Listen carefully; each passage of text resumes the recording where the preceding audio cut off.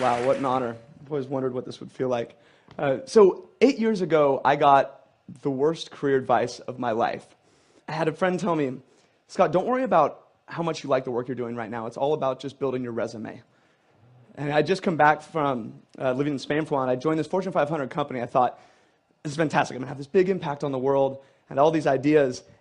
And within about 2 months, I noticed at about 10 a.m. every morning, I had this strange urge to want to slam my head through the monitor of my computer. I don't know if anyone's ever felt that. And I noticed pretty soon after that all the competitors in our space had already automated my job role. The first part of this three-step passionate work framework is becoming a self-expert and understanding yourself. Because if you don't know what you're looking for, you're never going to find it. And the thing is that no one's going to do this for us. There's no major in university on passion and purpose and career. I don't know how that's not a required double major, but don't even get me started on that. I mean, you spend more time picking out a dorm room TV set than you do, picking your major and your area of study. But the point is, it's on us to figure that out. And then next, what's our framework or our hierarchy for making decisions? Is it the people that, or do we care about the people, our family, health, or is it achievement, success, all this different stuff? We have to figure out what it is to make these decisions so we know what our soul is made of, so that we don't go selling it to some cause we don't give a shit about. And then the next step is our experiences. All of us have these experiences. We learn things every day, every minute about what we love, what we hate, what we're good at, what we're terrible at.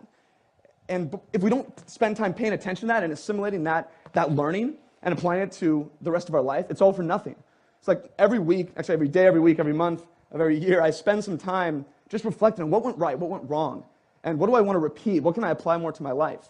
And even more so than that, as you see people, especially today, who inspire you, who are doing things where you say, oh God, what Jeff is doing, I want to be like him. Why are you saying that? Open up a journal, write down what it is about them that inspires you. It's not going to be everything about their life, but whatever it is, take note of that, because over time we have this repository of things that we can use to apply to our life and have a more passionate existence and make a better impact.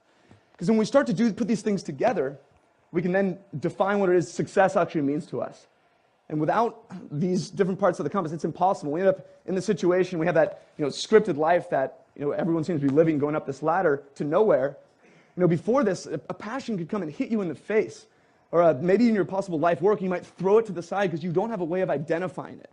But once you do, you can see something that says, it's congruent with my strengths, my values, who I am as a person.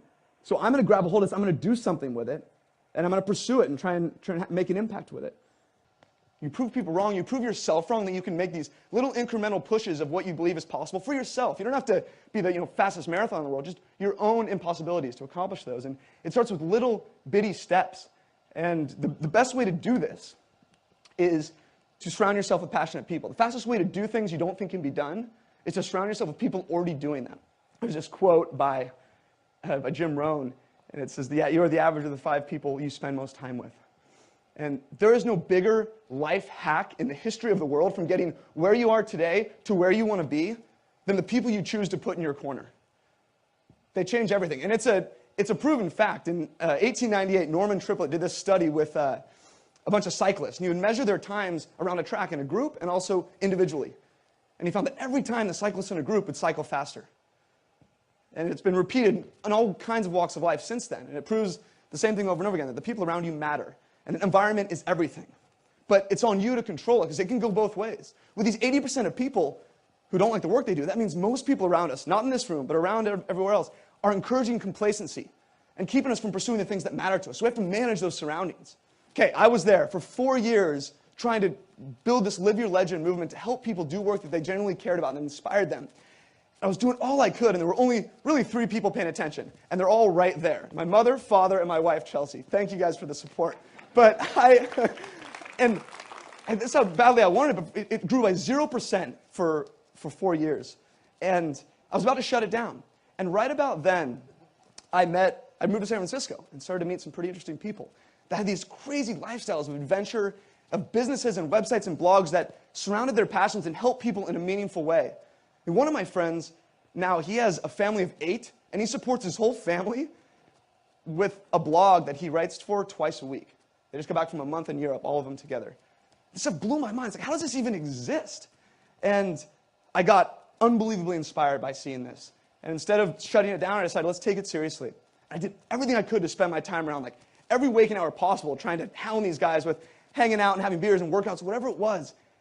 After 4 years of zero growth, within 6 months of hanging around these people, the community at Live Your Legend grew by 10 times. In another 12 months, it grew by 160 times. And today, over 30,000 people from 158 countries use our career and connection tools on a monthly basis. And those people have made up that community of passionate folks who inspire that possibility that I dreamed of for Live Your Legend so many years back. The people change everything. And this is why, you asked what was going on. Well, for 4 years, I knew nobody in this space. And I didn't even know it existed, that people could do this stuff and you could have movements like this. And then all of a sudden, I'm over here in San Francisco, and everyone around me is doing it. It became normal.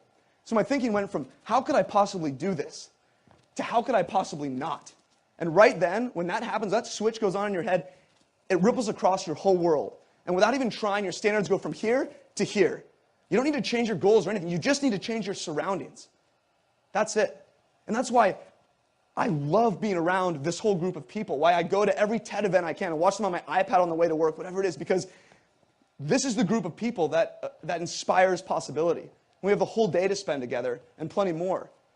Sum things up in terms of what these three pillars. They all have one thing in common more than anything else. They're 100% in our control. And they can change our whole world if we decide to do something about it. And the thing is, it's starting to happen on a widespread level. I just read in Forbes, the U.S. government reported for the first time in a month where more people had quit their jobs than had been laid off. And I thought this was an anomaly, but then it's happened 3 months straight. In a time where people claim it's kind of a tough environment, people are pretty much giving a middle finger to this scripted life. The things that people say you're supposed to do in exchange for things that matter to them and do the things that inspire them. And the thing is, people are waking up to this possibility that really the only thing that limits possibility now is imagination. That's not a cliche anymore. Like, I don't care what it is that you're into, what passion, what hobby. If you're into knitting, you can find someone who is killing it knitting, and you can learn from them. And this isn't about being, Gandhi or Steve Jobs doing something crazy. It's just about doing something that matters to you and makes an impact that only you can make. Speaking of Gandhi, he was a recovering lawyer, as I've heard the term. And he was called to a greater cause, something that mattered to him he could not do. And he has this quote that I absolutely live by. First they ignore you, then they laugh at you, then they fight you, and then you win. Everything was impossible until somebody did it. You can either hang around the people who tell you it can't be done until you're stupid for trying, or surround yourself with the people who inspire possibility. The people who are in this room. Because I see it as our responsibility to show the world that what's seen as impossible can become that new normal. And that's already starting to happen. For us to do the things that inspire us, so we can inspire other people to do the things that inspire them. But we can't find that unless we know what we're looking for. We have to do our work on ourselves, be intentional about that, and make those discoveries. Because I imagine a world where 80% of people love the work they do. I mean, what would that look like? What would the innovation be like? How would you treat the people around you? Things would start to change. And as we finish up, I have just one question to ask you guys, and I think it's the only question that matters. And it's, what is the work you can't not do? Discover that. Live it. Not just for you, but for everybody around you. Because that is what starts to change the world. What is the work you can't not do? Thank you, guys.